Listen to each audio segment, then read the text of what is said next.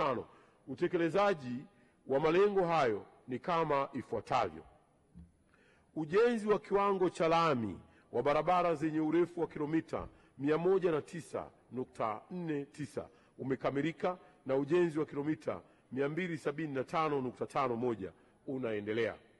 Ujenzi wa madaraja matano unaendelea na ujenzi wa madaraja matano upo katika hatua za maandalizi. Jumla ya kilomita 98.89 za barabara za mikoa zilijengwa kwa kiwango cha lami na jumla ya kilomita 192.89 zilikarabatiwa kwa kiwango cha changarawe. Aidha, ujenzi na ukarabati wa madaraja madogo 12 kwa kutumia fedha za mfuko mkuu wa serikali na 13 kwa kutumia mfuko wa barabara upo katika hatua mbalimbali za utekelezaji. Mheshimiwa Mwenyekiti, miradi 7 ya barabara iliyokuwa itekelezwe kwa utaratibu wa EPC+F sasa inatekelezwa kwa utaratibu wa sanifu na jenga, yani design and build.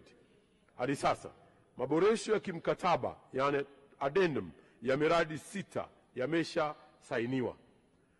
Aidha, mradi mmoja wa Igawa Songwe hadi Tunduma sasa utatekelezwa kwa njia ya PPP, ambapo taratibu za kusaini mkataba zinaendelea.